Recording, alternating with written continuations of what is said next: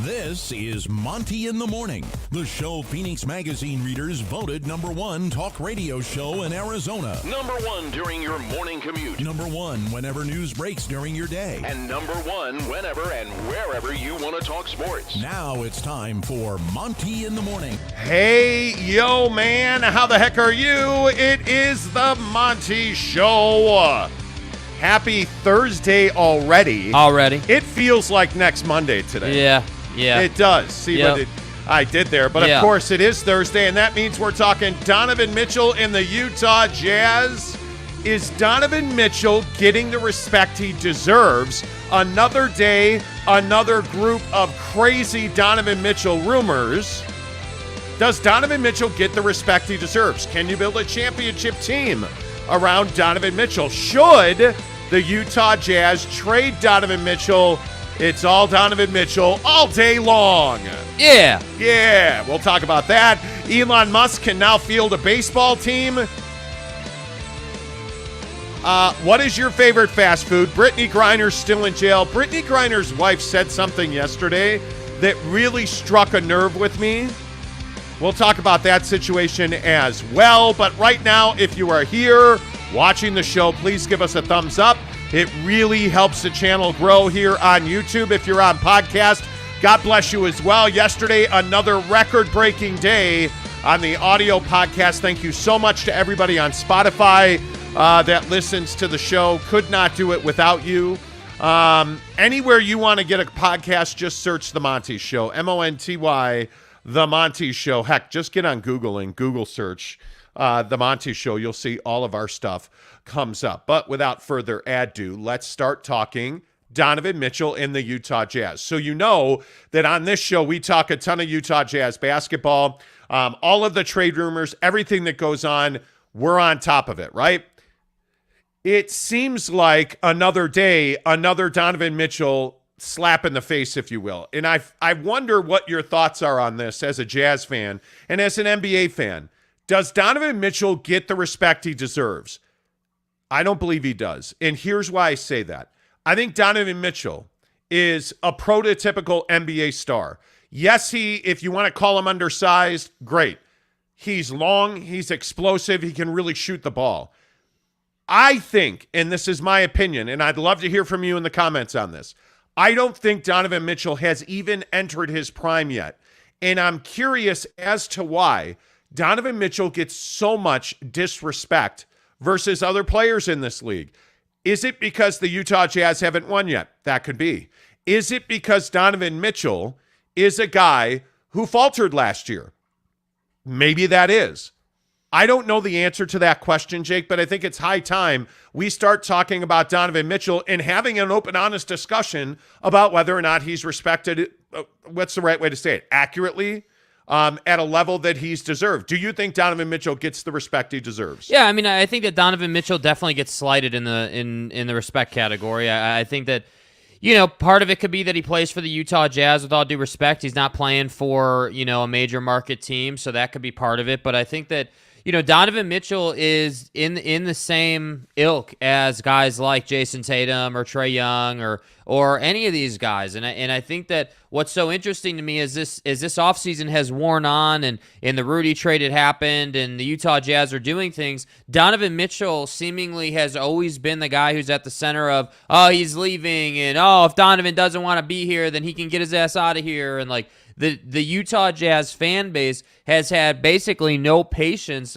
with this process. And I think there's been a lot of vitriol for whatever reason for Donovan Mitchell. Now, we've had discussions in the past about whether Donovan Mitchell, was respected enough or like appreciated enough. And that upsets some of the Utah Jazz fans that listen to this show. But I have to say, like, from a national perspective and even locally, when you have members of the local media running out ridiculous CAA conspiracy theories about Donovan Mitchell and getting a certain head coach hired within the Utah Jazz organization, like, that tells me everything I need to know. Like, inherently, if you're doing that or if you're saying he's going to leave or whatever the story is that kind of paints Donovan Mitchell in a negative light, you don't respect him enough, because the fact is Donovan Mitchell has done nothing to suggest that he wants to leave. Donovan Mitchell has said nothing, done nothing. You know, the only thing that he's done this offseason is spend time with his friends around the NBA.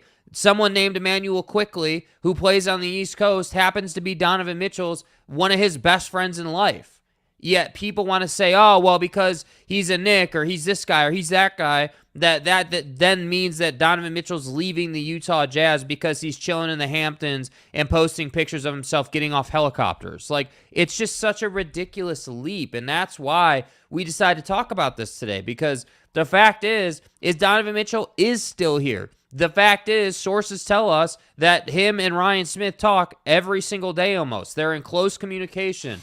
They like, there are things that I can't fathom why the Utah Jazz fan base and the national media won't just say, hey, this guy is an up-and-coming superstar, and he's not going anywhere. Why is that so hard? Well, I think that's where really the genesis of this conversation started, was yesterday, where you have people that are saying, hey, Donovan Mitchell is this and Donovan Mitchell is that, and Brian Windhorst at ESPN had a rumor yesterday that Donovan Mitchell called the Jazz and was angry. But that's precisely what I mean, a rumor.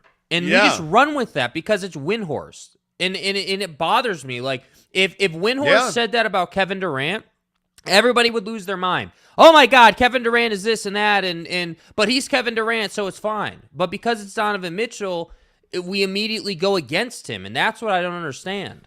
Yeah, and I think the thing that I struggle with so much is that there's just not that built-in respect that most NBA stars get. And I think that's part of the issue. And I don't think that has anything to do with it being Salt Lake City.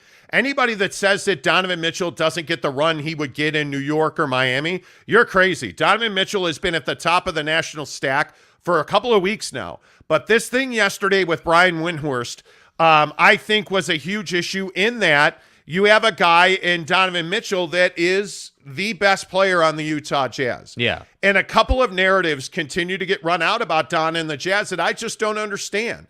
This thing with Windhorst yesterday, where, again, and if you didn't hear it, Brian Windhorst said that after the Rudy Gobert trade, his sources told him that Donovan Mitchell called the Jazz and had, pointed questions for them. There is no calling the Jazz for Donovan Mitchell. I was told yesterday, and I want to describe how this went down, because I think this is a really important part of the conversation. I'm just sitting at my desk yesterday doing my thing, working, and I got a phone call from a blocked number, and that's pretty rare. But I'm out to a lot of dudes that would use a blocked number, so I answer it, and it's one of my guys at the Jazz. And frankly, he was a little fired up. And he's like, I just don't understand where this comes from. I don't understand how this happens. And we went on to have a conversation about how Donovan Mitchell and Ryan Smith have an ongoing relationship. They have an ongoing conversation. It's not like, oh, I haven't talked to Ryan in a month and he just traded Rudy. How dare he? Oh, you mean like Kevin Durant hasn't talked to Nets ownership since the season ended or whatever? Like how that whole thing has happened? Which turned out not to be true. Which, again, and I think that's a great example. Kevin Durant, as it turns out, was talking directly to Joe Tsai, the owner of the Brooklyn Nets, where people are like, oh, he's cut off communication, which at the end of the day turned out to be completely false. Congratulations, but that's bullshit. Yeah, and with the Jazz and Donovan Mitchell, I'm told that he and Ryan Smith have regular communication, that he has been told repeatedly, and if you go back and look at our tape, we've been saying this since early January, that he was told they're going to build this club around him. He was well aware that Rudy Gobert was being shopped and was going to be traded.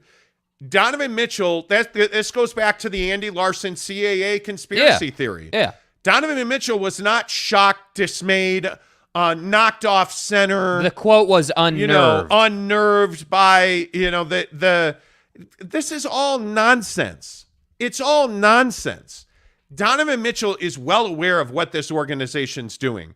And by the way, if Donovan Mitchell and Ryan Smith were not talking about their direction of the club, that would be the story. Yeah. If Donovan Mitchell, your best player, who you supposedly have a great relationship, was not talking to your owner, that would be a huge problem. But you're trying to make a story out of, oh, hey, Donovan Mitchell talked to the Jazz about this trade, and why would he not? Yeah. Why would the Jazz want Donovan Mitchell to be silent?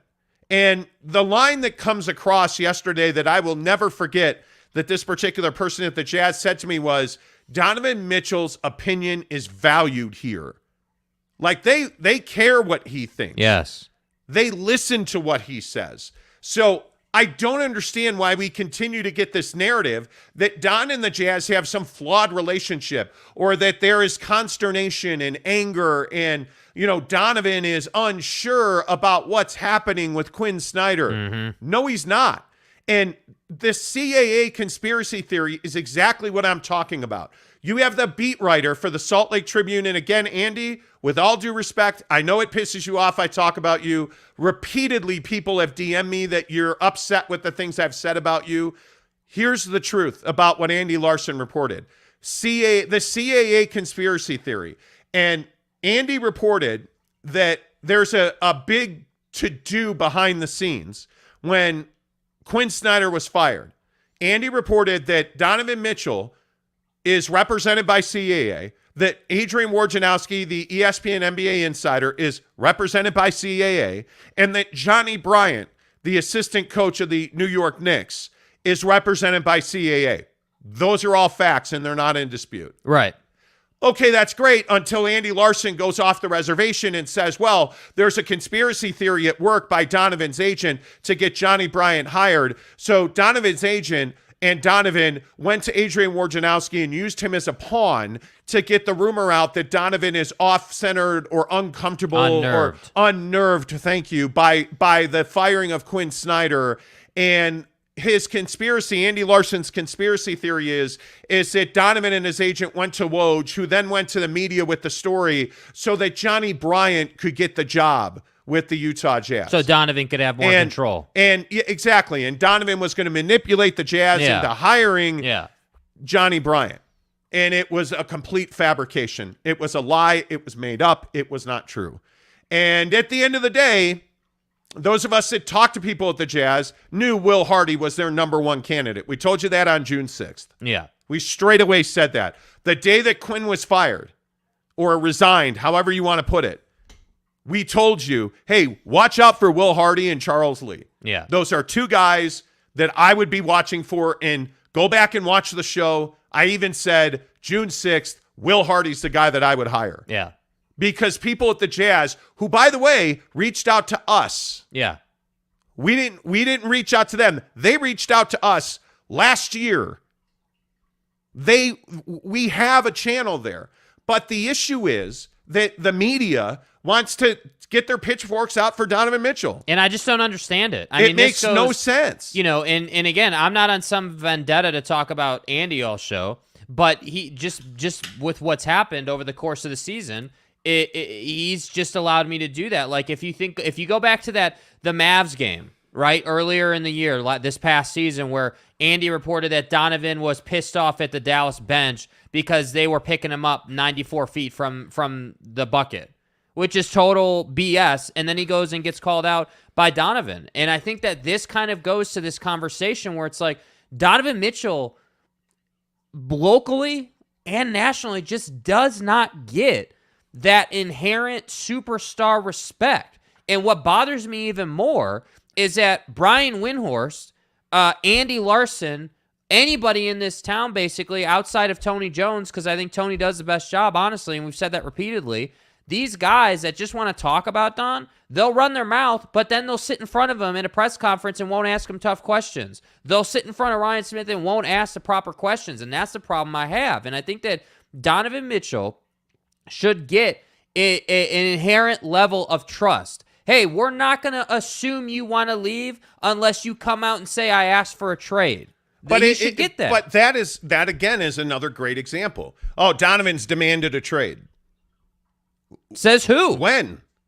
Donovan Mitchell has not at any point, according to Utah Jazz sources, and frankly, a source very close to Donovan Mitchell, has never in the past or up till now, and as of last Friday, has never demanded a trade from the Utah Jazz. Yeah. But yet you have rumors out there that say Donovan wants to leave. Donovan wants to go to the Heat. Donovan wants to go to the Knicks. Donovan wants to go here. Donovan wants to go there. And I don't understand this mentality of trying to force this guy out of Salt Lake City. I just don't get that.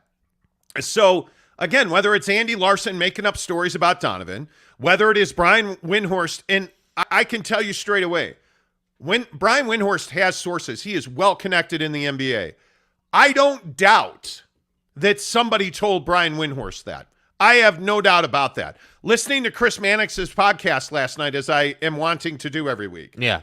Great podcast. A very good podcast. Chris Mannix at least says it's his opinion that Donovan Mitchell is going to be traded.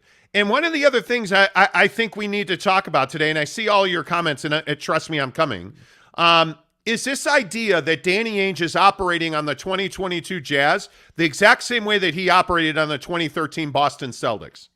And I think we need to stop with this assumption. We have to stop with this assumption. The 2013 Celtics trade that sent Paul Pierce out is not remotely close to or even in comparison to trading Rudy Gobert or trading Donovan Mitchell. Paul Pierce in 2013 was at the end of the road. The guy had very little left to offer, as we then saw with Brooklyn and LA. He had very little left to offer. You're looking at a guy in Donovan Mitchell who has not even entered his prime yet, in my opinion.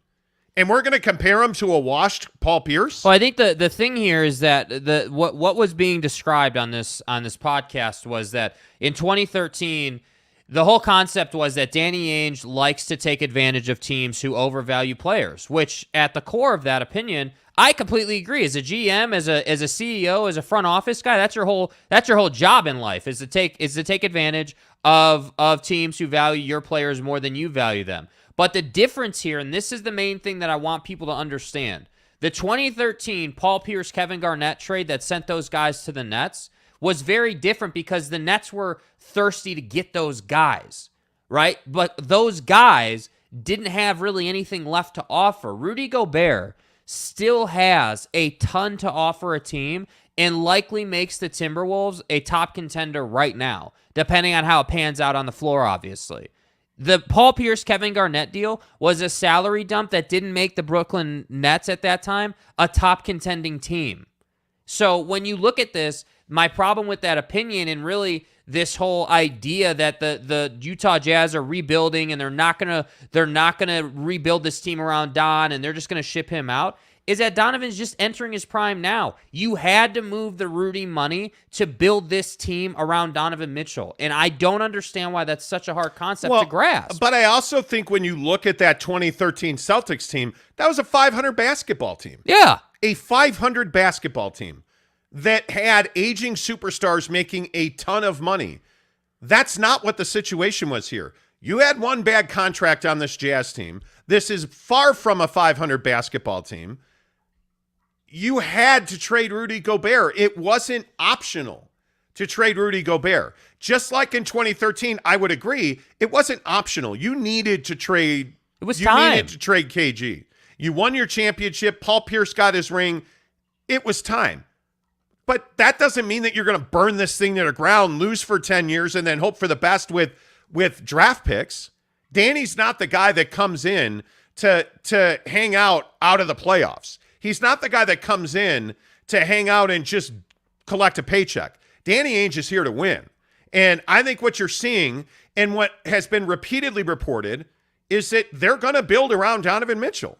And I don't know why. And again, this is why I go back to the origins of this conversation.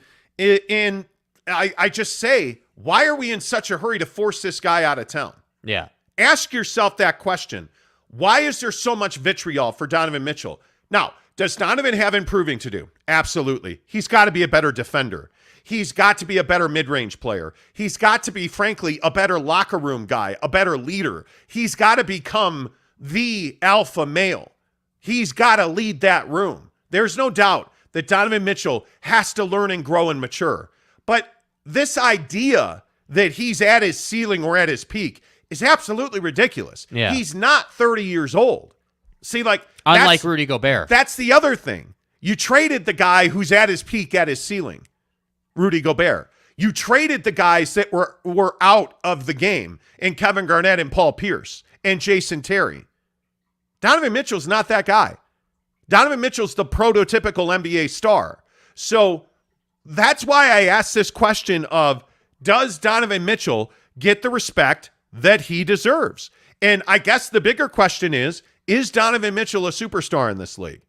I personally think he's on the cusp of being a superstar. Yeah. He is. And again, the guy I compare him to all the time is Devin Booker. Mm-hmm. That's the guy that I compare Donovan Mitchell to on a regular basis. Right. I think they're very similar players, completely different bodies, completely different builds. I think Book is on another level offensively. I think Book has gotten much, much better the last 2-3 years defensively. But there's no reason that Donovan Mitchell cannot be as good as or as lethal as Devin Booker is. Well, and I think the conversation is trajectory. That's what we're talking about here. Yes. We're not talking about, like, right here today. Devin Booker is obviously ahead of Donovan Mitchell. But I think trajectory-wise, there's no reason that Donovan can't get to that level. And I think, the other thing that nobody talks about, and then we'll get to some comments here, but what no one talks about with Don is that he has been suffocated inside of the offensive system that he's had to play within, with the guys he's been playing with. Yes. You can't, how is it lost on people that the Jazz were such a piss-poor three-point shooting team to end this year? You know how many assists that Donovan Mitchell lost off his stat sheet? You know how many points were probably taken from him because the defense didn't have to respect Rudy Gobert on the offensive end? Like this is my point.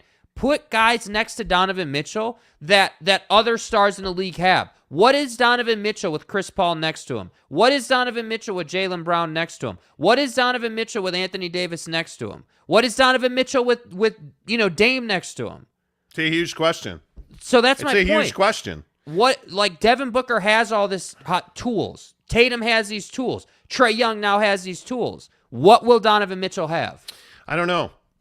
It is very interesting. JP Steve Shanahan. Yeah. My guy, what's up? What's up, dude? First one in this morning. Good to see you.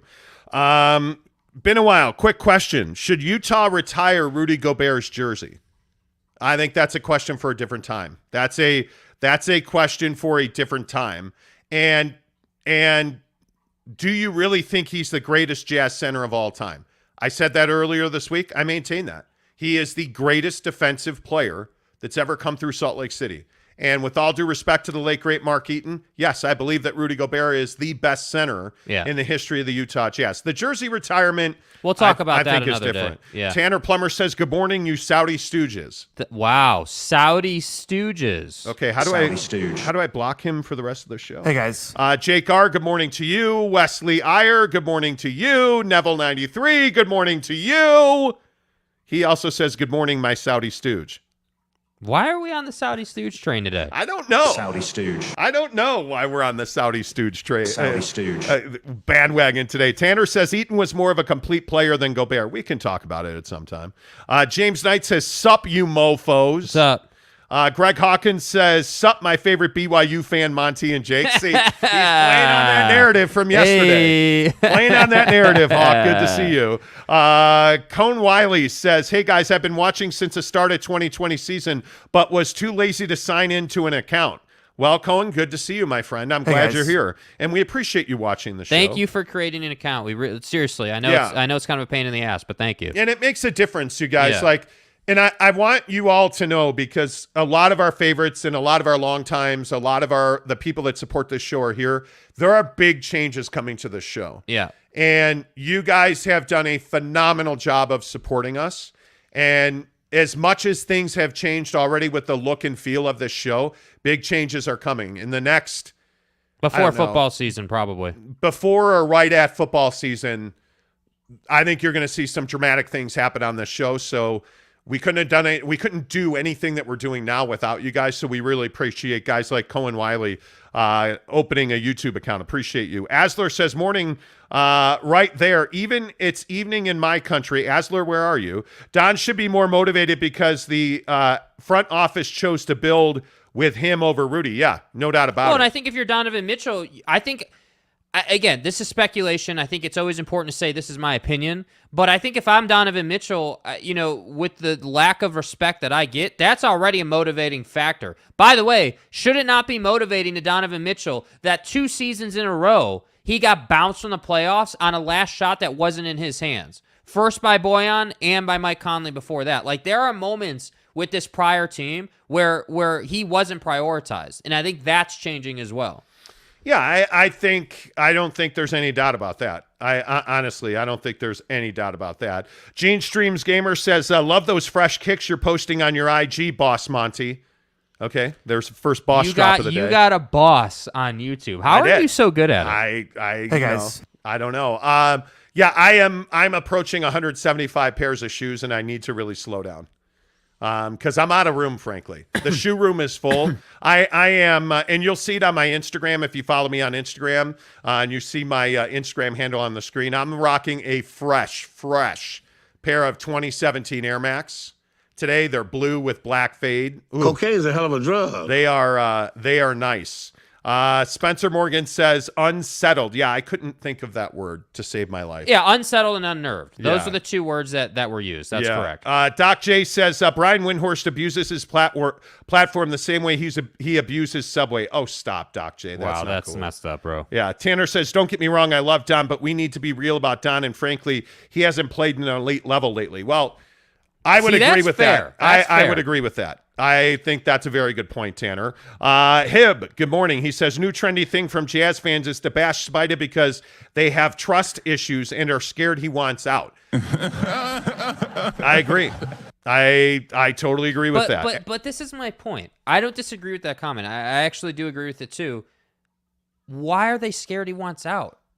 Have you heard anything from Donovan Mitchell? Seen anything from Donovan Mitchell? Don't just jump to conclusions. Understand the guy is a human being, bro. Yeah. He has friends he hangs out with. Just because he had dinner with Brickley and Butler doesn't mean that he's going to go and play for Pat Riley. Just because he was in the Hamptons with Emmanuel Quickley doesn't mean that he's going to be a Knick. These guys are human beings. They have friends. There's a reason that Donovan Mitchell wants to take batting practice for the Mets. You think he's going to go to the big leagues now? No. He's enjoying his offseason, man. It was a long, stressful, heavy season for this team.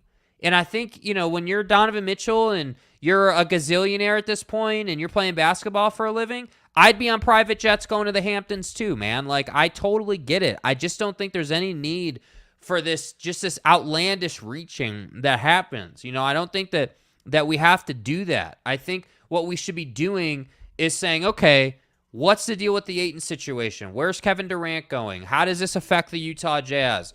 Now, we know that Donovan's here. What's it going to look like when they add to this roster? Like, those are the things that we should be talking about, not Donovan Mitchell is going to be a Knick because he was in the Hamptons with Quickley. No, and I would agree with that. And you know what? I think it's interesting that you have a lot of people that for one reason or another, I think that would like to see Donovan gone. And I just don't get that. Caleb, good morning to you. Don to the Heat, Mont. Send it in. Don to the Heat. All right, Caleb. Can't do it, bro. In. Can't do it. And there were rumors 3 weeks ago now that Donovan's preferred destination is not the Knicks, that it's the Miami Heat. It's not fucking real. We'll see. Right? We'll see. And you can see a lot of the rumors that don't make a lot of sense. Well, the Nets, there were a ton of rumors last week after the Kevin Durant thing came out that the Nets want to team up Donovan Mitchell and Ben Simmons. Oh, that's right. They're contractually unable to do that. Oh. Like they literally cannot, by rule in the NBA, CBA, you cannot have two rookie extensions on your roster at the same time. That were not your guys. Oh, we forgot about that. That's right. Jordan Beccarill. Hope I'm getting that right, Jordan. Tips us $5 today. Thank you. Donovan Mitchell isn't good enough to build your team around. Need to shop him to a top bidder. See? All right, well, let's talk about that. Fair take. See, I can get down with that. Let's talk about that. What is Donovan Mitchell lacking right now in his game? I think there's no question the weaknesses in Donovan Mitchell's game are two things significantly. Defense, he's got to show that he's a more wanting, willing, able defender, and he's got to be dominant in the mid-range game. Plain and simple. If he does that, there is no doubt you can win a championship with Donovan Mitchell. If he's not going to defend, he's no different than Luka Doncic. Yeah. He's no different than any of these other guys who are wonderful offensive players, but they won't defend. Trae Young, very good example. Donovan Mitchell has all the tools in his bag. We need to see the three ball. We need to see the mid-range domination, and we need to see his ability to drive and kick or drive and dunk. That's what I know that's there. We've seen the mid-range game. We need to see it on a regular basis now for Don to take that next step. Mm-hmm. But we need to see him play defense as well. And I think you will. I think Donovan Mitchell understands that you've got to do that. And in the comments, I'm curious what you guys think. Like, what is it that you want to see from Donovan? Greg Hawkins says, please join the Monty Show. Yeah, you should definitely join the Monty Show. Yep, you should. Subscribe to the show. Subscribe to the channel. Please give us a thumbs up. Please like. Appreciate the $5 tip from Greg Hawkins. Jake R. also with a $5 tip this morning says, international players hit their prime early. Americans usually hit their prime at 27, 28. Everyone needs to give Don a break and let him develop. I totally agree with that. And I think that totally agree with that. The one thing you said there about his mid-range game that I totally agree with is like he does have a mid-range game, but there's a difference between having the game but then understanding how to apply your mid-range skills into any individual game to control it. Like if you think about, not that Don's ever going to have the mid-range game that Chris Paul has, or the mastery of it probably for a while. But if you look at Chris Paul, an aging player that still can dominate a game because he knows how to control pace. Yes. And that's one of those things that I think Donovan has to learn. It's a learned skill. You don't just roll out onto the floor and know how to do that. But the other thing, to do that, you got to have guys around you that the defense respects. Yeah. Which is now what he should have. Doug says, do we still have Hassan Whiteside? Hassan! We do not. Yeah. He is a free agent.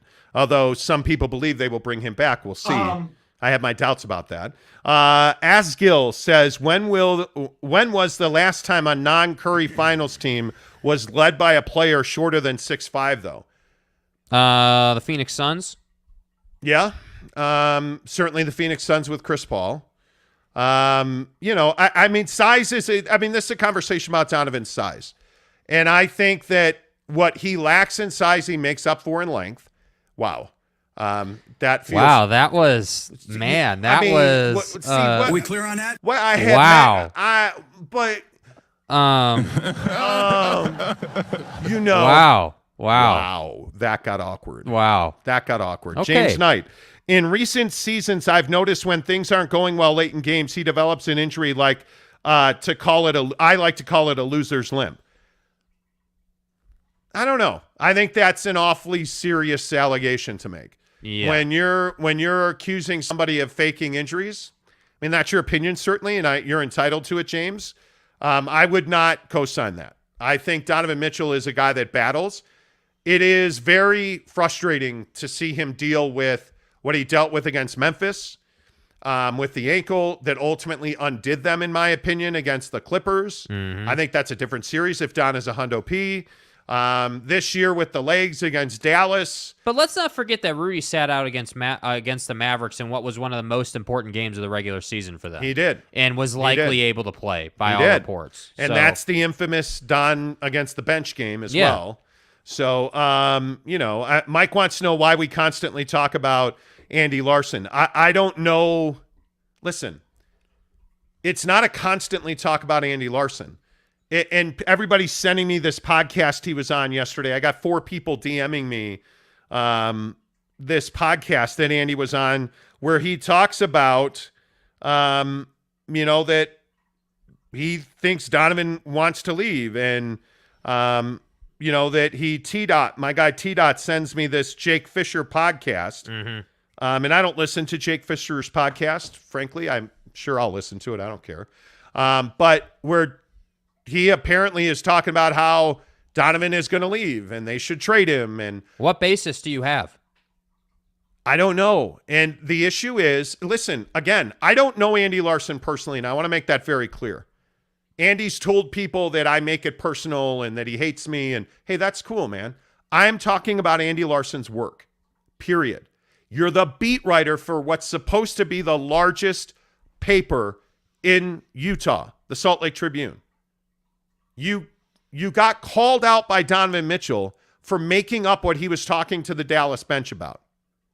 You made it up. Straight up. You straight up fabricated it. And then you come up with this wild conspiracy theory that frankly took off nationally about how he was leveraging the Jazz and that he was going to force them into hiring Johnny Bryant through Woj and his agent, and they're all represented at CA. It's just complete garbage. Guy, well, it's disrespectful is what it is. Well, no, what it is disrespectful to the profession. Yeah. Andy, it's disrespectful to the profession. You lack professionalism. You're a fanboy. You are not a journalist. Yeah. And when you're a journalist and you have integrity and standards, you don't make stuff up about Donovan Mitchell or anybody else. There's no difference between plagiarizing a story or fabricating a story. Those are equally damning. And you've done it not once, at least twice. At least twice. And no repercussions, no accountability. And it's frustrating as hell. I come from a town in Chicago where the media holds people to account. And again, I talked to a guy yesterday who asked a very salient point about the media in this town. Hey, well, with all the people that pretend to cover the Jazz, how come nobody's asked Donovan Mitchell these questions? How come it will? I had a guy yesterday, a national guy that I am very good friends with, say to me, how come nobody asked Will Hardy about Rudy Gobert? And the explanation was, well, because they told us the trade's not official, we can't ask about Rudy Gobert. The hell you can't. You can't ask about, hey, what's your plan for Donovan Mitchell? You can't ask Danny Ainge or Ryan Smith, how's your relationship with Donovan Mitchell? How is it that you're a local media that doesn't talk to Donovan Mitchell at least a couple of times this summer? How is it that you're not talking to Danny Ainge and Ryan Smith on a regular basis? You've had multiple opportunities.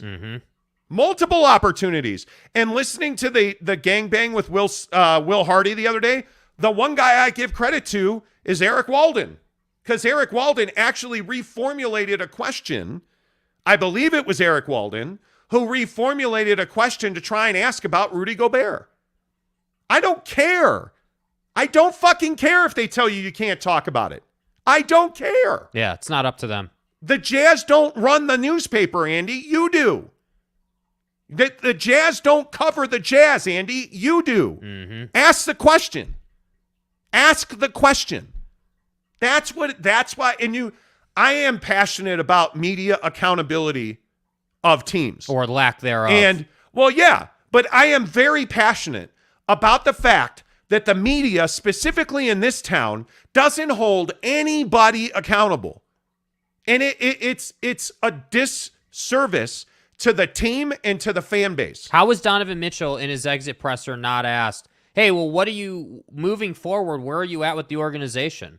Like, is it your intention to stay and go through a retool, or is it your intention to explore all your options? How is that not asked?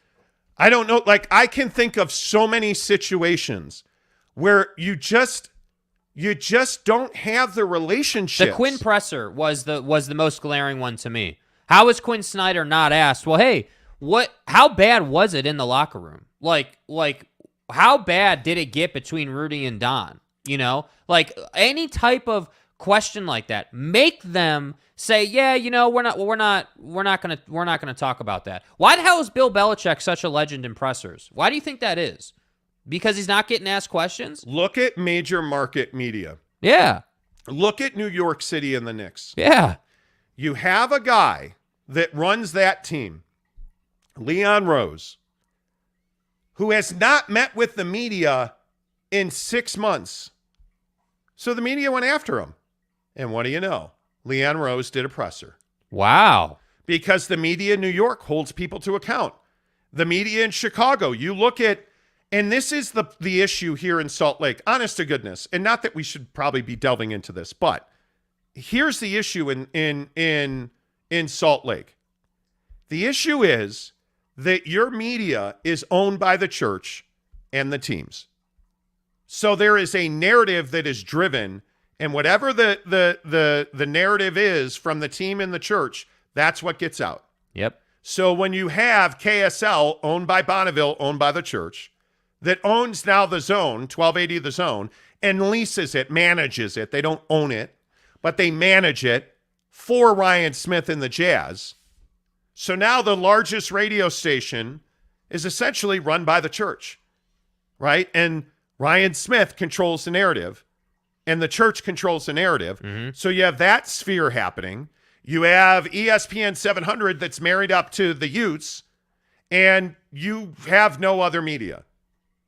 You have no other media. How is the best Jazz coverage behind a paywall at The Athletic that I subscribe to because I don't subscribe to the Salt Lake Tribune anymore? The best coverage of the Jazz is The Athletic.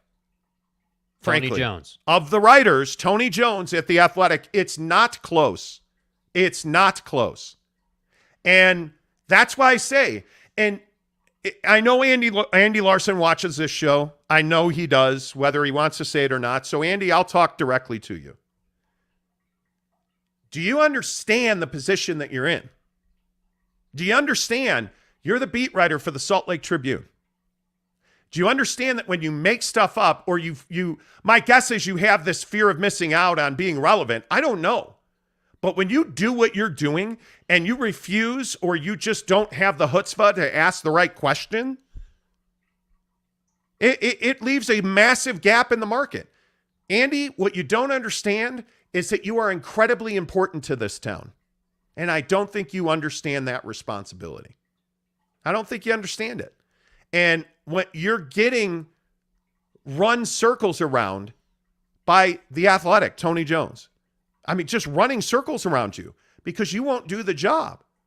And I don't understand that. I don't understand are you scared? Are you insecure? I don't know. But again, the specific reason we talk about this so often is because the Jazz are calling us. Pissed off. They're calling us. We didn't go to the Jazz and say, hey, can we get a comment on this? 2 years ago, when we came back to Salt Lake City, going on 2 years ago now, they started calling us. That's how difficult it is. Like BYU is a great example. Yeah.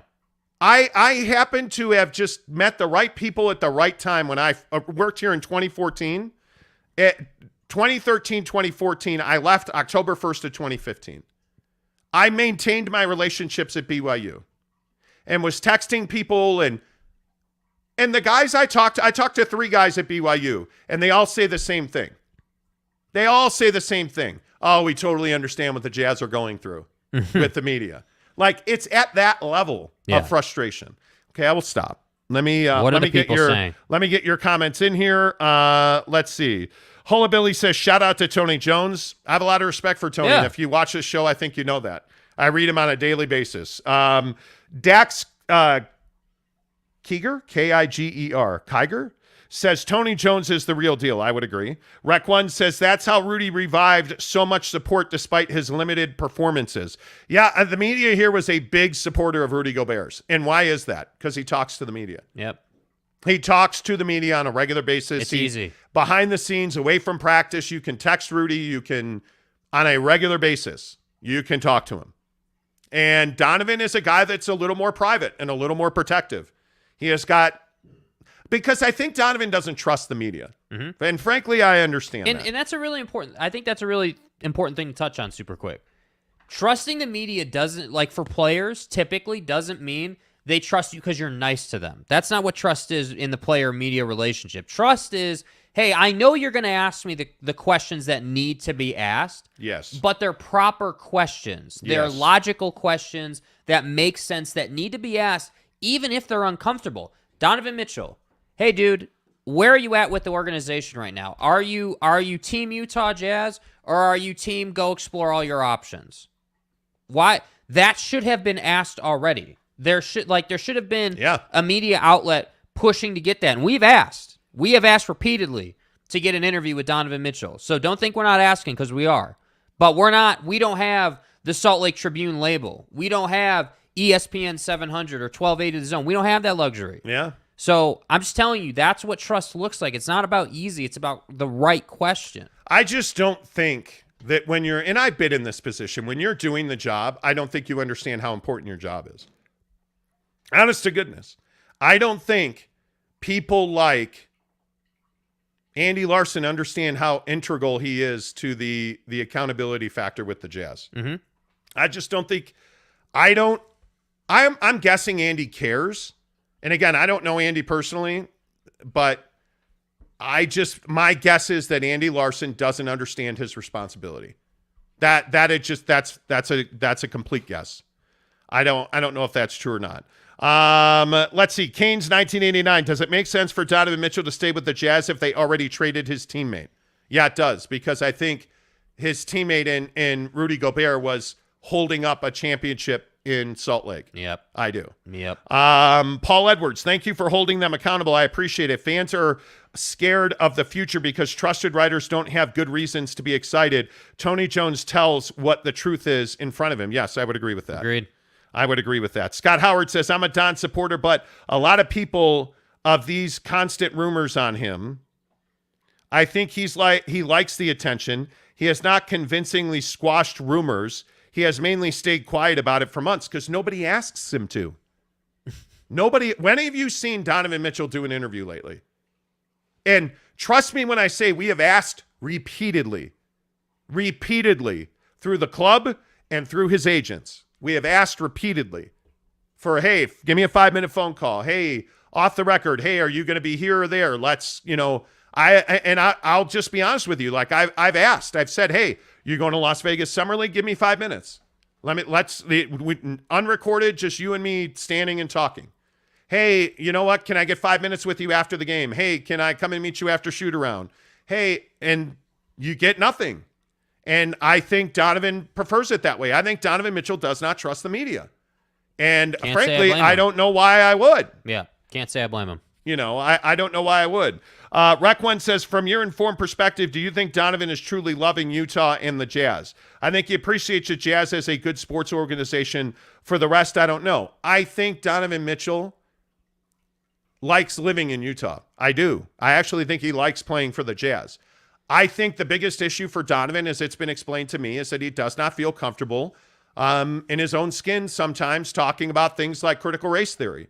The conversation that came up about him wanting to meet with lawmakers did not go well. Yeah. Did not go well. Donovan cares about his community. Donovan is a guy that is if you follow Donovan on social, he's a passionate New Yorker. He enjoys going to Mets games. He enjoys being in Bridgeport. He enjoys New York. Mm-hmm. And I think if the community would embrace him, I think he would enjoy Salt Lake City a lot more. Yeah. I truly do. Yeah. I truly do. And, let's see. Rubny, Rubne, says, drop 38 in an upset series win against MVP Russ, rookie season. Yeah, he can easily be an alpha. Donovan Mitchell scoring the basketball is not the issue. Yeah, he he's has a savage. multiple 50-point games in the bubble. Like, I have no problem at all about that. I don't think that's a question at all. Yeah. He can absolutely do that. Let's see. Again, Rubney says, nah, that's cool, man. I just think he can reach higher peaks. I agree. Asler says, Don hates the media because of very nonsense rumors came on random sports reporters and writers. By the way, I'm in Clarkson County. Oh, you're in the Philippines. I'm assuming. Yeah, and there's a flag there. That's a Philippine flag. Yeah. That's cool. James Knight says, you don't seriously think Donovan Mitchell is going to provide running commentary on his intentions through the media, good or bad, do you? No.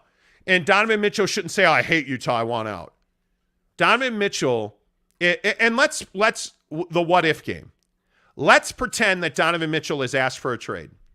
If he's asked for a trade, he's handled it perfectly because he hasn't gone through the media, he hasn't done it on social media, and it hasn't gotten out. So Donovan Mitchell is a private guy who likes being private, and I don't have any problem with that. Yeah.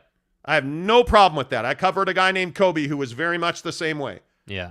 But the difference was when I asked Kobe to stand in a hallway at Staples Center and give me 5 minutes of his time, he did. And we had open, honest discussions about X, Y, or Z.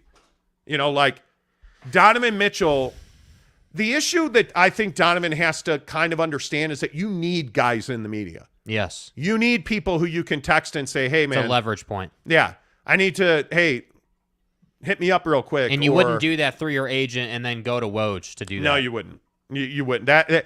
And that's the other part about that whole CAA conspiracy theory. That is the stupidity level on that. That's just not how it works, dude. It's amazing. Yeah. You guys are awesome. Give us a thumbs up right now, please. It really helps the channel grow. One round left before we move on to Danny Ainge. Old media is just pulling out tactics to try and push down to a larger market. I think that largely there are people in the media here. And again, I'm not gonna name names because I don't know it to be fact. I think there are people in the media here who don't like Donovan Mitchell because he does not give them service. Yeah. He does not. Like Andy Larson, I mean, Donovan has called him out repeatedly on Twitter. I mean, multiple times on Twitter. Mm-hmm. He has said that's like with the bench thing in Dallas. I mean, Donovan went after him on Twitter. Yeah. The idea that it was kind of ugly. The idea you have to go after him on Twitter is crazy to me. It's crazy to me. How do you not go to Donovan and ask him that before you tweet it? Not like, oh, because you don't have a relationship. That to me is what that is. So, all right. I want to talk about Danny Ainge real quick because then we got to get to a couple other stories. Do you trust Danny Ainge to rebuild the Utah Jazz? I do. I think that Danny, the one thing that you can get out of that 2013 Celtics experience is, well, they won a championship and then he cut. And they rebuilt, and they haven't won a championship since, frankly. But Danny Ainge isn't the guy who just hangs out and hopes for 50-win seasons. Mm-hmm. He's a guy that understands good is the enemy of great, and that he wants to be great. This is Danny's last ride. I hope people understand that Danny Ainge isn't looking, down the road, because the road is, there is no road. This is it. This is Danny Ainge's last job. Mm-hmm. And I think he knows that. I think Ryan Smith knows that. And I think Danny Ainge wants to win. And I think he wants Utah and the Jazz and Utah Jazz fans to have a championship. So, yeah, I trust him implicitly. Yeah, and I think he's got a proven track record. And I think that, again, the rebuild versus retool conversation and do you trust him to do that? Yeah, I unequivocally trust Danny Ainge to build a roster. That's what the guy does for a living, dude. That's what he always has done. He's very good at it. I think he's completely competent at doing what he's being asked to do. I think the conversation around is it a rebuild or retool is a fascinating one, but I don't personally, in my opinion, think that his actions suggest a rebuild. I just don't. I think that you had to move that Rudy money. It wasn't optional. This wasn't like, oh, well, money's great and everything's fine and we're not paying luxury tax, so let's keep Rudy.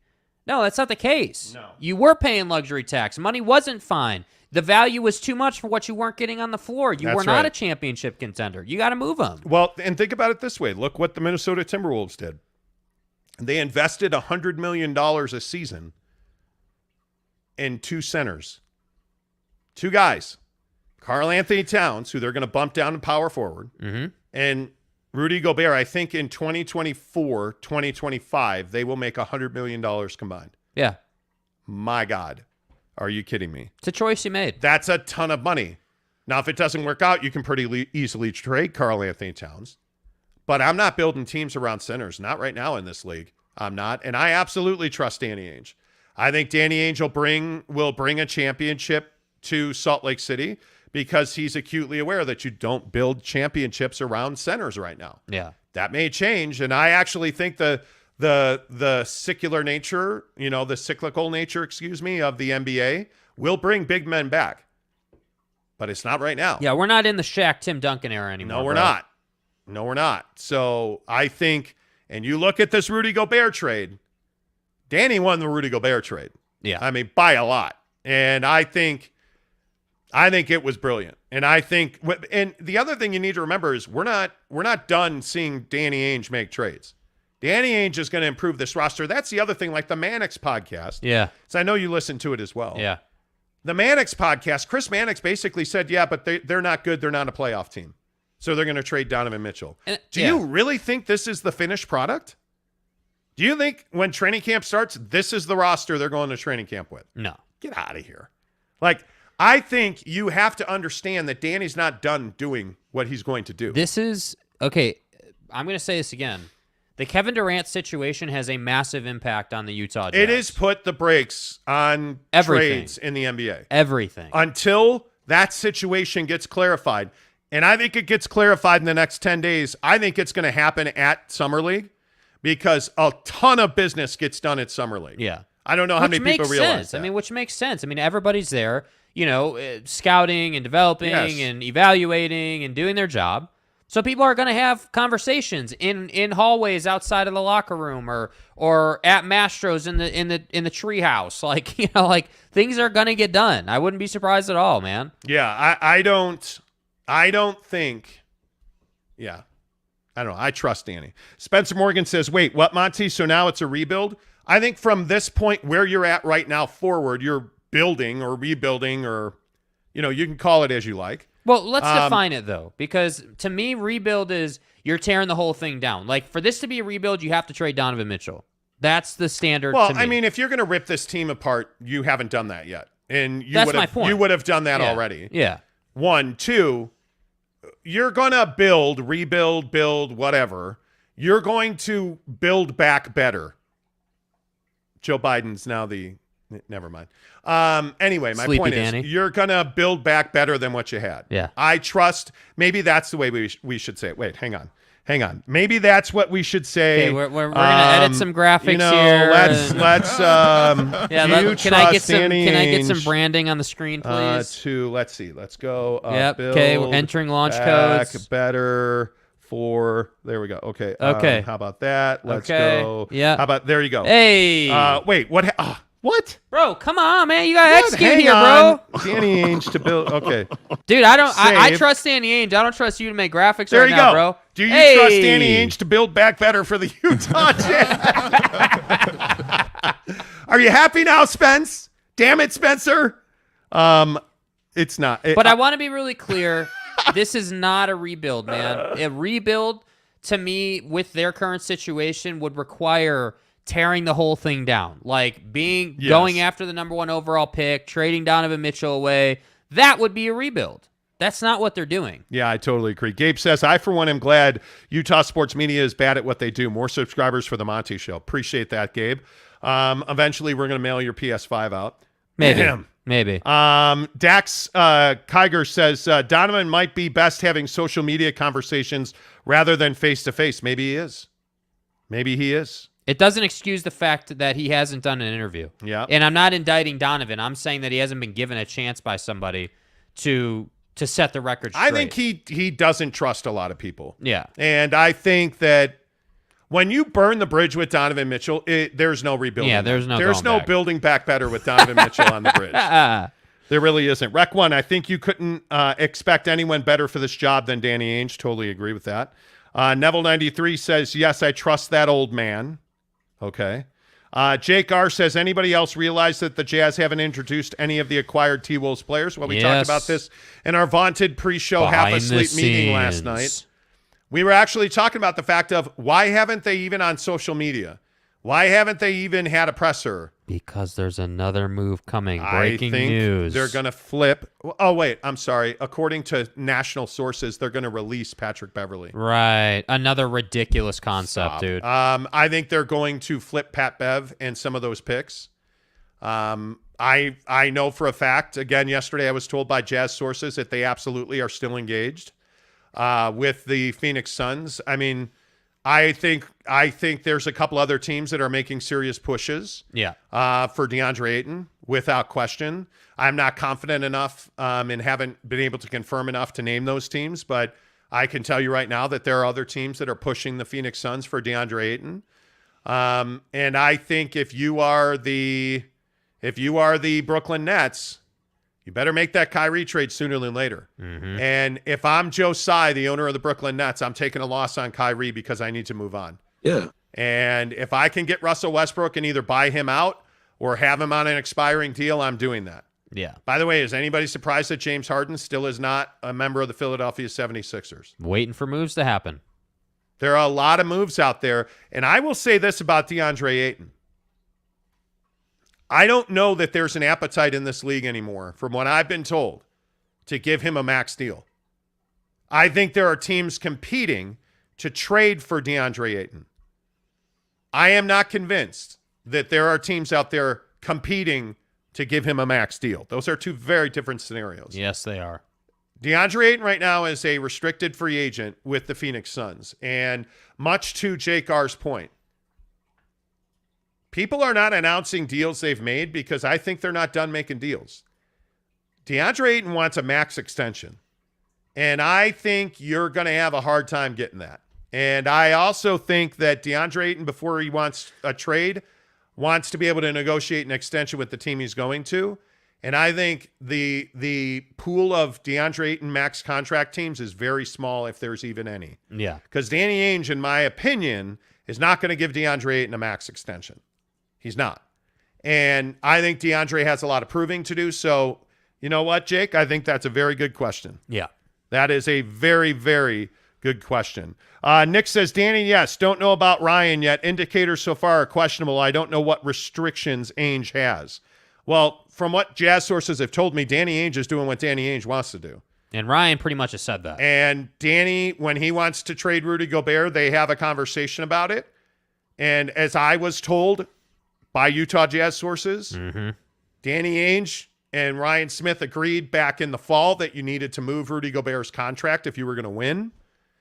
And then when Danny took the job, from what I understand, there was another conversation confirming that he would be able to do that. Hello, man.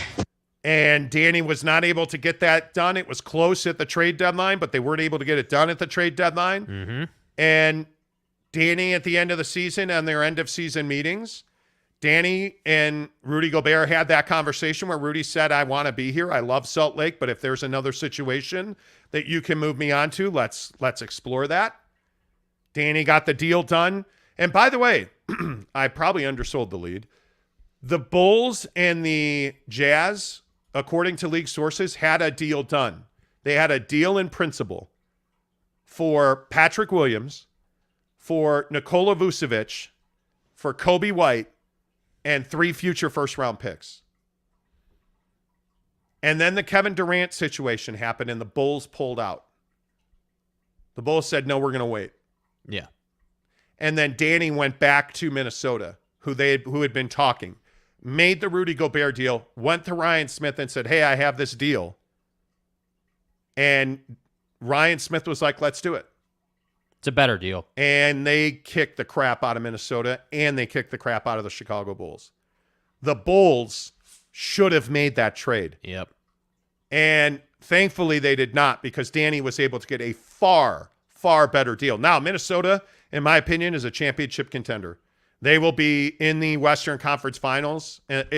Everybody stays healthy. And I still, by the way, maintain they're going to trade D'Angelo Russell. I still think that happens. D-Lo. But I think they're a championship caliber team now. So, Nick, it's interesting that you talk about you don't know what Danny's restrictions are. Well, and it should be said, Ryan has said repeatedly in press conferences that he's given the keys to Danny. Yeah. Like, I mean, he said that blatantly. Dax Kiger says Danny will make 3 key trades in the next 12 months that'll bring the Jazz to a contending level. It won't be before the season. He will make another significant trade before the season. Yeah. He will. My guess is you're going to see a significant deal You're going to see this roster transformed significantly before the season starts. Once the Kevin Durant thing happens, dominoes will fall. Yeah, I totally agree with that. BB says he's an amazing deal maker. Big Dog O-Town, what's up? I must have pissed you off. What do you mean? What do you mean, bro? What are you talking about? Mark Barrington, people think they'll release Pat Bev just because of previous trades like Derrick Rose and immediately releasing him.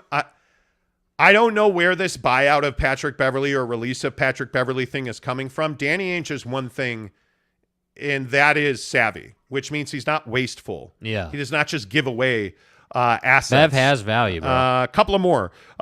Craig's the Bob says, finally, I'm up during a live stream. Craig, good to see you, my man. Gabe Levely says, Ayton about to sign an offer sheet with Indiana and blow up every KD to Phoenix scenario. Oh, that would be a nutbuster. That'd be rough, bro. And I'm not. I don't think that we can deny that that's a possibility, you know. And I think that this is sort of the art of Danny Aingeing, if you will. You know, I mean, part of what you do for a living is getting deals done before, you know, Ayton to Indiana happens. You know, getting on the phone and having that conversation. It's like what you just described with the Bulls and the Utah Jazz. Like, the Bulls didn't pull that trigger, and now they don't have that deal. And that's what I think the art of going to Summer League, talking to guys, and getting things done is. And that's why I say it's not just do you trust Danny Ainge to build a contender. It's do you trust Danny Ainge to get the deals done now that would make you a contender now. Steve Clayson. Yeah. Gives us a $20 tip. Thank you, Steve. And says, love the show. Go Cougs. Appreciate you very much. Steve, thank you, bro. Thank you, Steve. That makes a big difference for us. If you'd like to leave us a tip, you can do so at the bottom of the screen there. Jeremy Bolton. Jeremy didn't leave us a tip. He's got I think Jeremy has more kids than Elon. Well, Jeremy says good morning. That was probably a cheap shot, Jeremy. They did buy you a Caruso jersey. Hey, guys. Jeremy, hi, man. How are you? Good to see you. Welcome this to the show. Thanks for getting out of bed. Spencer Morgan says, if that Bulls deal really was that close and it was the Bulls that pulled out before the Jazz went to Minnesota, that is the most solid indication to me that Jazz are in a retool posture versus rebuild. Yeah. Well, I can tell you, my sources usually are not wrong. I don't generally report things. If you look at our track record, especially the last 2 years. Again, it's all on YouTube. We haven't missed much. And as it was explained to me, the Bulls and the Jazz had been battling back and forth over Pat Williams for a long time. So that is significant. Again, appreciate y'all being here. Again, Steve Clayson, thank you so much. That's a huge deal for us. Look forward to talking BYU with you. Caleb, last one on this says, my friend who is a Celtics fan says Danny Ainge loves picks. I'm happy with having him in Utah. That Gobert trade was fruitful. Yes, it was. Well, I think the reason you love picks is because it brings you leverage. I mean, you having the draft capital is a cherry on top of any deal, and that's why the Minnesota deal was so good. It's not even really about the players, even though I really like Malik Beasley, I really like Jared Vanderbilt, and I really like the value you can get for flipping Pat Bev. Like, I like what he got there, but the picks are what really allow you to get involved as a third team in a Kevin Durant situation, if we're being honest. Yeah, I would agree with that. I think it's one of those things where you have to understand what wins in this league right now. And if you look at all the deals that have gotten done, they've all been picks deals. So I think that's a really important matter of discernment, point of discernment. I think that's huge. Real quick, a couple of things. Jake, listen, man, Yeah. I have great affection for you, right? But why are you lying? I mean, that's not true. This is a tough morning for Jake. It is. It really is. It's rough. I mean, I don't know, and maybe you guys just cuddled. Maybe you guys hugged it out. How's Chet this morning after? He's one of the worst players ever drafted. I mean, I don't know what they were looking at. This guy's 7 feet tall in a wiry frame. I mean, I just don't know how dude was number 2 overall. I mean, he clearly sucks. Oh man, you know. I'm kidding. I'm a huge Chet Holmgren fan. No, I mean, you knew what you were getting into. I'll say that. You knew what you were getting into. And by the way, I have to say I was incredibly entertained watching Kenny Lofton Jr. go into full-on, I'm going to beat your ass under the basket mode. But that's your boy. It is my boy. Kevin, Buddy's got to lift some weights. Let me single up on this because there's two guys in the shot. Can we get the sellout Kevin Durant. Yeah. Hey, what's up, Ring Chaser? I like your face. Yeah. But then what about over your other shoulder? Oh yeah, the newest Carolina Panther for almost a rack of football, right here. You see that? Yeah, bro. I mean, I just got sellout after sellout over here, man. That's amazing. Yeah, dude. That is. Yeah.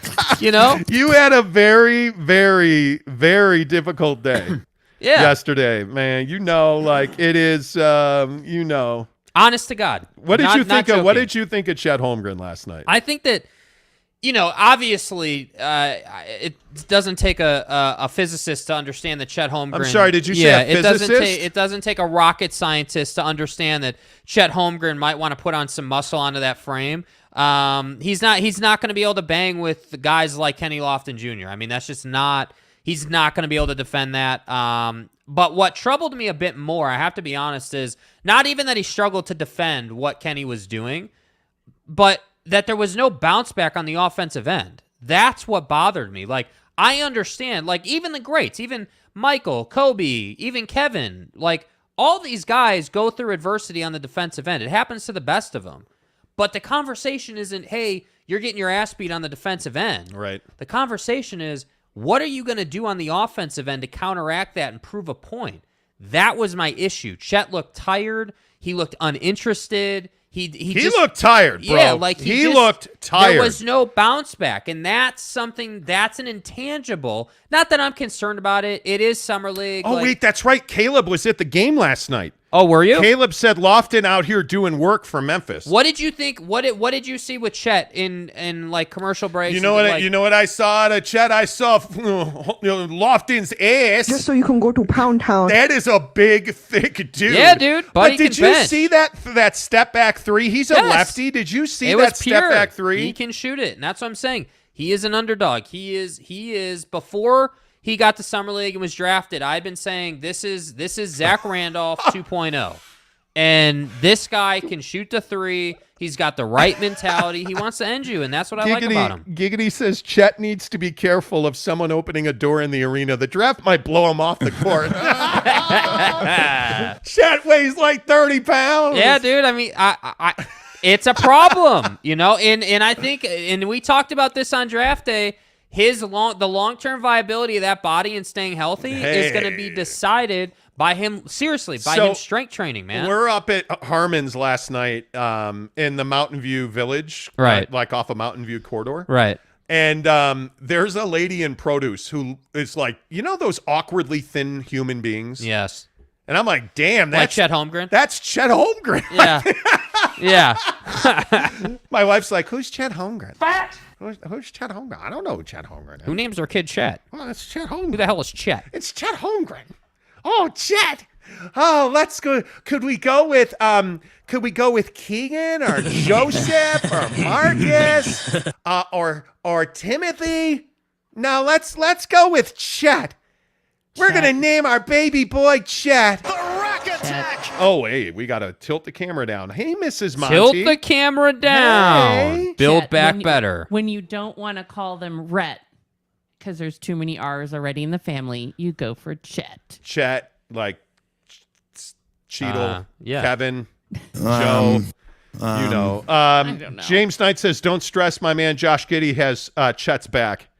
There are Josh a lot of Giddey's people good. saying that Josh Giddey's Giddey good. be playing in the Summer League. You got to remember he's 19 years old, man. He absolutely should be playing Summer League. Yeah. By the way, Caleb says Chet needs to stay in the gym his entire rookie season. For sure. Right? Like, dude needs to bench. Like, he needs to lift weights, man.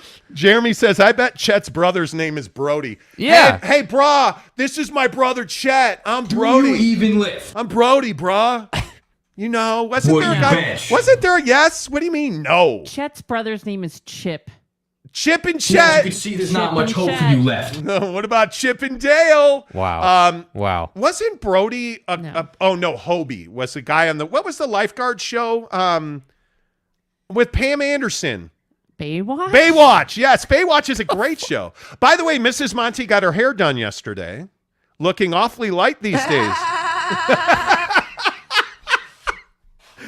All right, we need Yeah, bring it back. It was Hobie, by the way. The Hobie. kid's name was Hobie on the show. It was Hobie or Hobie. Floby? Yeah, Hobie used to Floby motherfucker. Then he got addicted to heroin, and now he's in jail. I know. Speaking of in jail, okay, that was a terrible. No, that was a horrible That was transition. a like, terrible the segue. worst. Wow, bro. I want to talk about Wow. Brittney Griner real quick.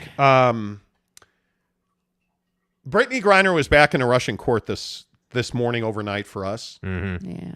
But Brittney Griner's wife said something yesterday that really pissed me off.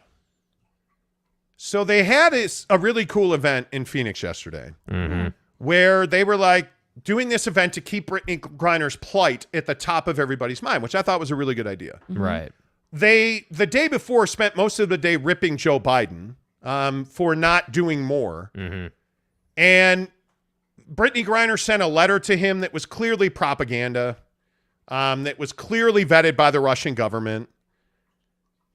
And then Brittney Griner's wife rips Joe Biden, who then calls Brittney Griner's wife and says, hey, we're doing everything we can. I read the letter. It's at the top of my mind.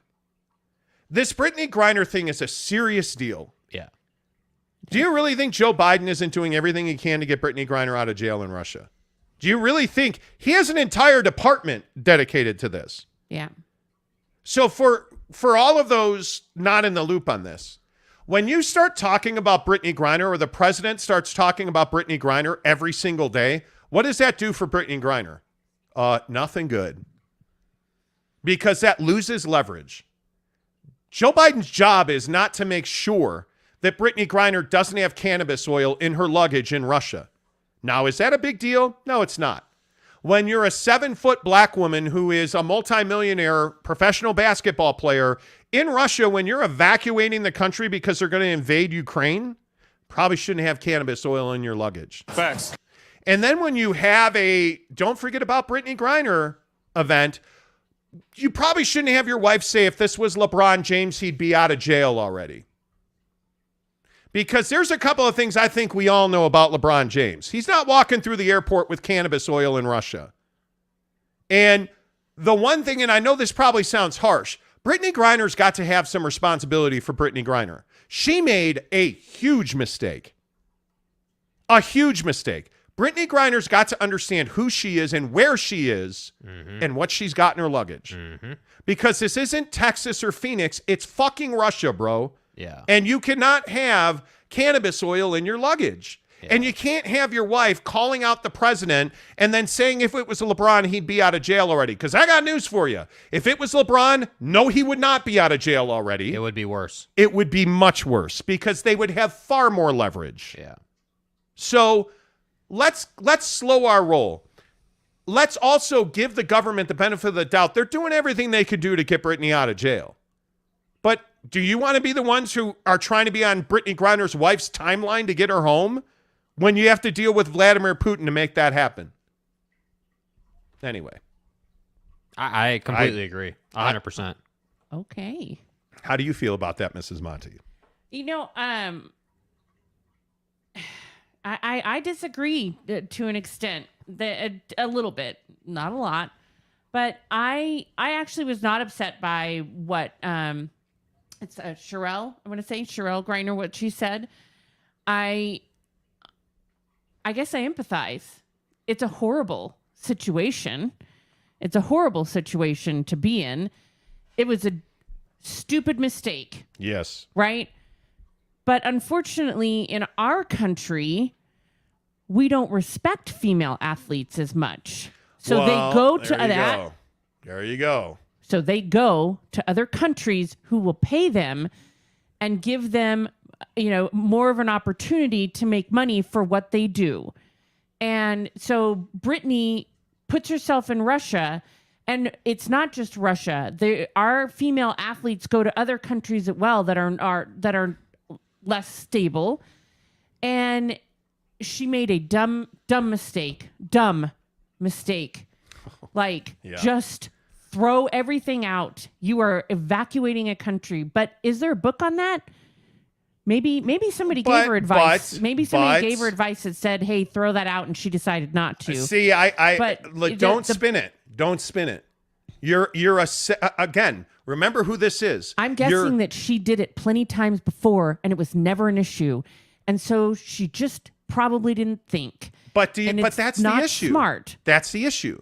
The issue is you're a 7-foot. Let's be honest about Brittney Griner. She's a massive human being who's black, She's a lesbian and she's a millionaire. And by the way, if anybody thinks the Russians don't track people in their countries from the United States or any other place, they track assets that they can leverage against people all the time. Mm-hmm. So with all due respect to you, Mrs. Monty, I just think it's the statement of, it was a mistake. You don't make that mistake. But your point about LeBron here, LeBron James would have never been there because he's making hundreds of millions of dollars He's a billionaire. in the U.S. Yes. He's a billionaire. And Brittney Griner is only playing in Russia because we don't pay female athletes any money here. And in Russia, Turkey, the Middle East, Europe, there are high-paying jobs. High-paying jobs.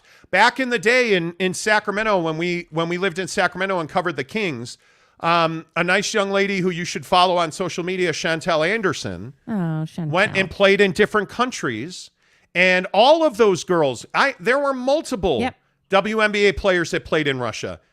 And most of them have stories about being threatened.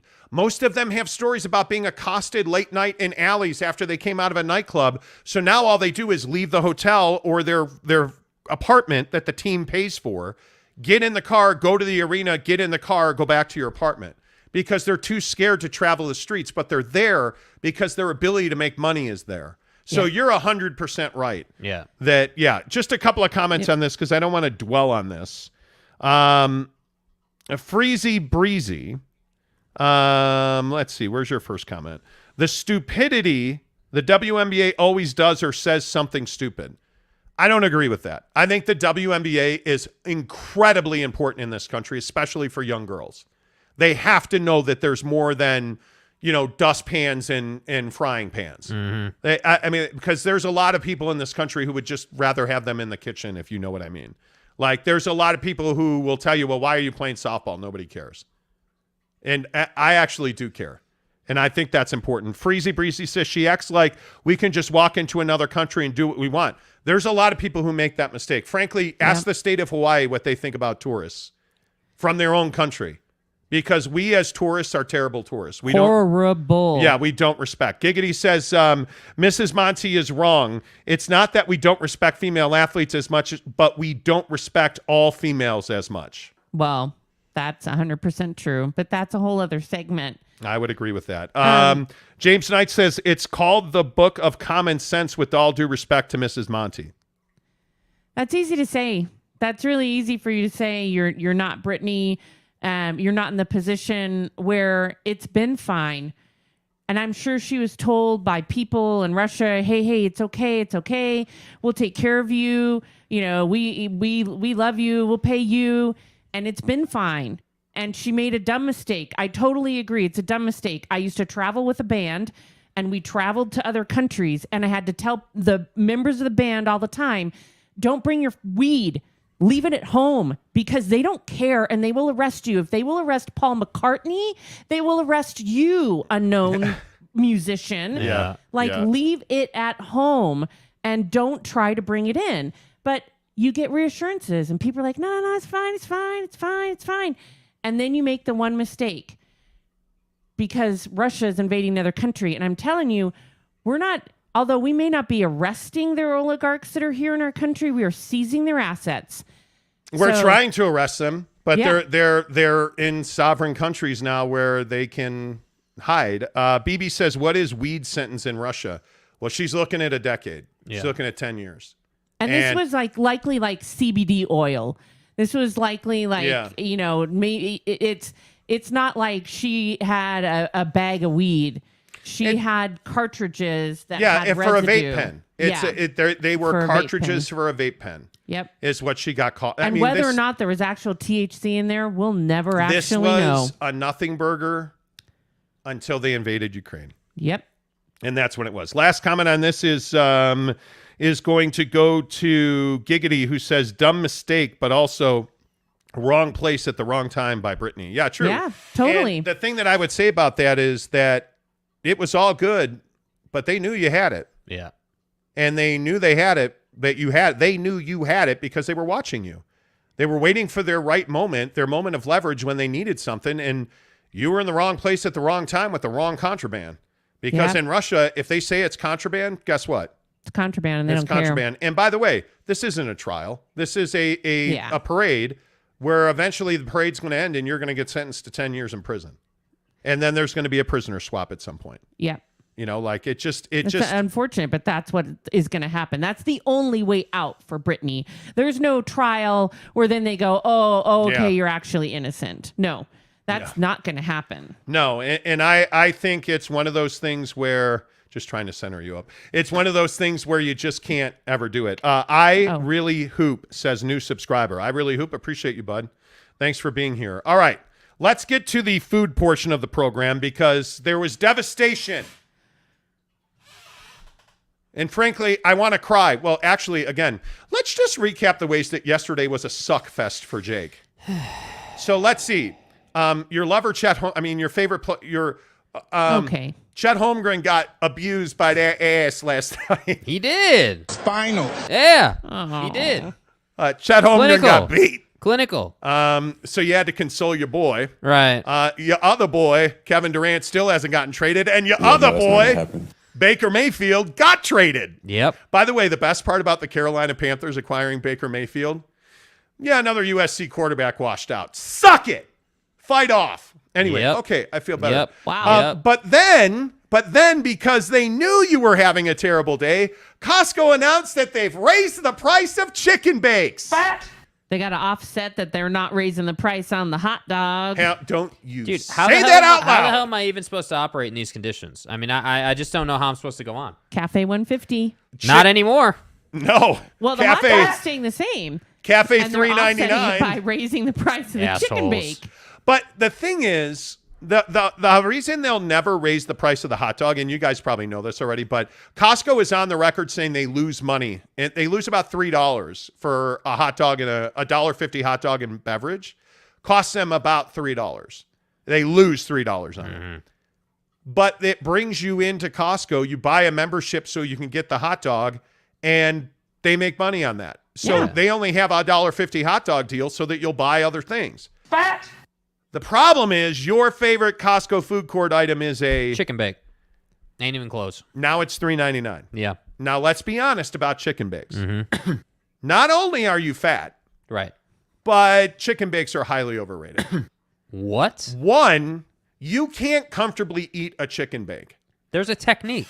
Yeah, but let's be honest. As somebody who has about a half extra pound of weight on me, on my toe, right. As somebody who knows how to eat, I don't take the chicken bake and take it home and let it cool to a perfect temperature where it goes down the gullet and into the hole, down out the hole in 5 minutes. What? No. Wow. No. What is wrong? Wow. with you? My friends, when we get chicken bakes at Costco, we sit down at the table immediately after we get the cocoa. We sit at the table. And then we break open the chicken bake and we sear our faces off. Just so you can go to Pound Town. We burn blisters into our mouth that's trying to enjoy a chicken break. That's the problem, bro. That's the problem. You got to break that thing. Okay, in wait, half. hang on. Yeah, Everybody. Me up. Let's Here go. is how you eat a chicken bake, with Chet Holmgren's least favorite fan. Yeah. So what you do is you get your chicken bake in the cup. You're going to go to your table. You're going to open the chicken bake. You're going to break it open in half. Then you're going to go and fill up your drink. So the chicken bake has about 2 minutes to cool off, and then you're good to go. It's cooled off. You're ready. Okay, wait, I just got to take notes. Yeah, please take notes. Oh, take note. Yeah, do you want to watch some game tape on how to eat a chicken bake? This is why. Mrs. Monty, your favorite Costco food court item?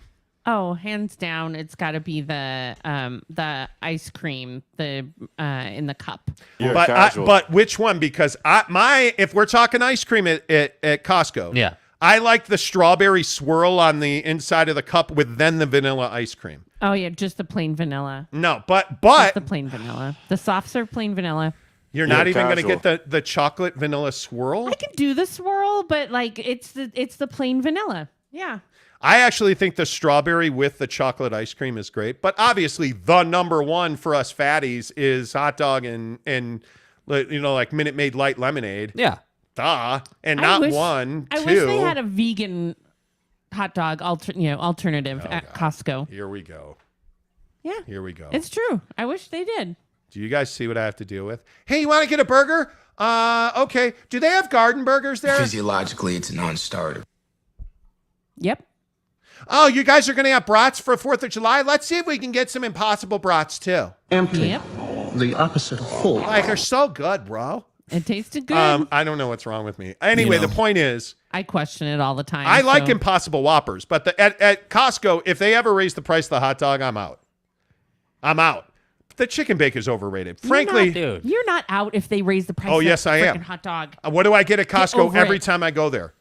You didn't get one last time. I never- And when was the last time that you got one of their hot dogs? It had to be a month or two. No, a year at least. I haven't had a Costco hot dog. It has not been a year. Look at. I think it. How long It's has it not been? been a year. Keep How it long has honest. it It's been? not been a year. You're bro. right. Keep 2 it years. honest. Nope. It has been probably A a couple couple of months. Not in Yes. 2022 have I had a Costco Yes, you hot dog. have. No, because until we had those brats the other day, and I know we've talked about this. I've stopped eating processed meat. Like I don't eat lunch meat very rarely. Like I don't. But you're a big fan of meat. Oh, he is. Anyway, so then there is the Consumer Satisfaction Index, The index. which says that according to Americans and according to America, Chick-fil-A is the best fast the food hell outta restaurant here. in the country. Dude, come on. Get the America. hell out of here. Okay. Dude, seriously? So yes, What? Who'd they survey? it's like 100,000. I am? It's like a huge amount of people Come on. for the Consumer Satisfaction Index. Who runs And- this? The people at the Consumer Satisfaction Index. What do you mean? I'm confused. Come on, at man. What your question is. There's integrity in it. Anyway, just man. can you Okay, just let's go go. with Yeah, me? just go. Let's go. Yeah, just the flow. consumer. People love MSG, so let's go for Chick-fil-A. Okay, here we go. I'm sorry to inflict this on you people. People like, and it's not close. In fact, the only fast food restaurant in the top 10 most popular food things, because Trader Joe's is number one That doesn't count. of all food. In the food industry, Trader Joe's has the highest satisfaction level of any food business. Chick-fil-A's number 2. Mm-hmm. And I just want to say, what have we come to in this country when Chick-fil-A is the number 1 fast food restaurant in the country? So, again, Poor taste. That's what we've come that's to. what we've come to. Seriously. But again, I asked, Tanner says Chick-fil-A, the best fast food restaurant, those people are high. Well, they're probably getting sick off the metal that they get in the bags where the chicken sandwich is in there. Too But bad. If you can have any fast food you want, Mrs. Monty, what are you getting? I was not ready for this. Okay. Yes, American. Okay, are you ready for this? Are you ready for this? Greg Hawkins says vegan hot dogs sound really gross. Okay, that's all right. Fat Jesus says, love you, Mrs. Monty, but shut your mouth about vegan hot dogs. Fat Jesus, don't leave me on this. No, it's over. It's over. No. See, okay. Wait, real quick before we get to fast food. Yeah. Costco pizza is not good. Oh, yes, it is. No, it's not. Yes, it is. No, Yes, it's it not. is, Your dude. bowl in a China shop is coming through. Dude. No, it's Dude, not. Costco pizza is good, bro. No, It no, is. it's not. I'm telling you know what? Football you know Sunday. What? But wait. But you know where the good Costco pizza is? Their frozen cheese pizzas are great. But when you get a whole pie from like the food court, it's so greasy. It's Wow. terrible. I find myself putting like paper towels on it. Okay, well, I'll give you You that. know, like, I have definitely done that before where you put paper towels in it to soak up some But of the you've grease. also, here's the other thing though that's the problem now. We are parting company as a family because Jake is moving in with Chet. But also because Jake has refused now to eat sausage pizza anymore. I'm not a big sausage guy, man. And I know you and Caleb love yourself some pepperoni. No, I don't. I don't like pepperoni either. I never eat pepperoni. Not but a pepperoni guy. the point is, Straight I cheese. love Costco sausage pizza. I Yeah. love it. Yeah. But I don't eat processed meat anymore, so I never get it. Right. But my point is, when I look at Costco, their pizza's highly overrated. I'm telling you, it's highly overrated. Dude. It's you know what the problem that I had is with the time of the cocoa That we can't talk about because YouTube hates us. You know what they reduced your options. Yes. We used to be able to get Yes. a veggie The pizza. veggie blend. Yes. Yeah, the veggie blend. And then they took away some of the options. What? Casey Finlinson says Sally Struthers out here raising money for Chet to eat. Excellent strategy, sir. Sally Struthers is That's a good amazing. one. Oh my God. Tanner says the Kirkland chicken bakes are amazing. Yes. No, they're not. Yes. No. Fat. They're not. BB says vegan barf. Hey, that's all right. Has anybody else watched Bad Vegan on Netflix? I recently watched that this week. What the hell? Not good. Obviously not. Jeremy Bolton says, I bet you can dip a vegan hot dog in some ranch. You sure can. I bet you can. Anyway, the point is, Yeah. favorite fast food restaurant. Like, what is your Jack in the Box. It's not close. Jack in the Box so. all day. I think so. All day. Jack is the best fast food. Is Cafe Rio fast food? It's fast casual. I love Cafe Rio shredded chicken tacos. Mm-hmm. When there's not a kid coughing up his lungs in front of you. Yeah, I haven't gone to Cafe Rio since then. Yeah, that was kind of a traumatizing experience. But I'm eating so much. I'm eating so much Chipotle right now. Chipotle, riff, Oh, 2 minutes. Damn it. Okay, so Mrs. Monty and I pretty much eat Chipotle every day for lunch. Right. I get a bowl. Sometimes I get chicken. Sometimes I don't. But I get a bowl. She gets a bowl. It's all I'm about not the eating bowls. bread or burrito tortillas anymore. Right. She orders it ahead. I go pump iron. Right. And because do you even lift? Of course I do. Right. Right. We go to the gym. We work out. We get in the car. We go over to Chipotle. We go through the Chipotle lane. And then you just stop. Mm-hmm. Ooh. Bro, are we focused? No, I'm not, because Colin Kaepernick is now not investing in the 3-on-3, the big God damn three, it. which may go out of business. It may not have another event, by the way. Okay. Anyway, so we go into the Chipotle lane at the district in South Jordan, and you just sit there for like 5 minutes, honking the horn, knocking on the window, and finally the guy is sitting there like sweeping. So I finally just laid on my horn and I yelled, and he turned around, and then he's like, "Hi." And I'm like, "Hey, man, Sitting here. Karen needs his bowl." Yeah. And so he comes over, and Jake is in his Subaru WRX STI behind me. I'm in the Audi. And he's like, "Okay, what's your name?" And I'm like, "Okay, it's Tim." And he's like, "Okay." He walks away, comes back, has 2 bags in his hand. He said, "By the way, that's Jake behind me." Ooh, I really like his car. I'm like, "Okay, well, you should go ahead and tell him that. Can I have my food now?" And he's like, "Oh, yeah, I'm sorry, bro." And he hands me the bag. Oh, man. Get home, of course, the bowl is cold. But you don't ever come out of the Chipotle lane behind me because bro is like, "Oh, dude, your car." And, "Hey, man, how many PSI go through that turbo?" This guy's like 18. He's a kid. Kid. He's like, "I want to buy like an 06 Subaru. What should I expect?" An 06? Yeah, what's called a Hawkeye. It's like an 06 Subaru. And I'm like, dude, I wanted to say to him, I didn't, but I wanted to say your Chipotle salary is not going to pay for all the shit that's going to go wrong on that car. and so like we talked for a minute. And then what really got to me, but this is kind of the funny part, I get home, he's giving me the wrong food. He gave me a burrito that, oddly enough, was basically what I got in my bowl, except the guy who ordered this burrito got hot sauce instead of what I usually get. The burrito was good, but just because I was so annoyed about it, I called the guy.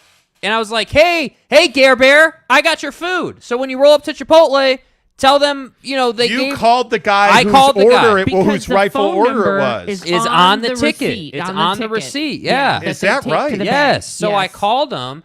And it was funny. We had a good laugh about it. But it just is annoying. I am pretty much at a point where I won't use the Chipotle lane anymore. I just don't think it's more efficient. I think it has more problems than it's worth. At that time of day, you can walk in and be out of there in probably under, 6-7 minutes most times? It's just more efficient to me. Yeah. Okay. So Donovan Mitchell apparently tweeted. I haven't seen it yet. And somebody has already sent me the tweet. Here we go. Like, what do you think this means? It's lyrics. Bro. There's like music notes next to it. Bro. Anyway, okay, so you say it is. It's not worth it. It's problematic, and I won't be using it anymore. Mrs. Monty, what is your favorite fast food?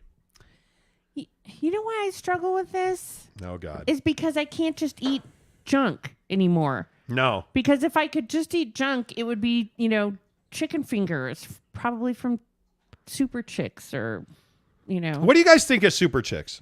Good, I but like it's Super expensive Chicks. as fuck. It is expensive, but I like Yeah. Super Chicks a lot. Yeah. I do.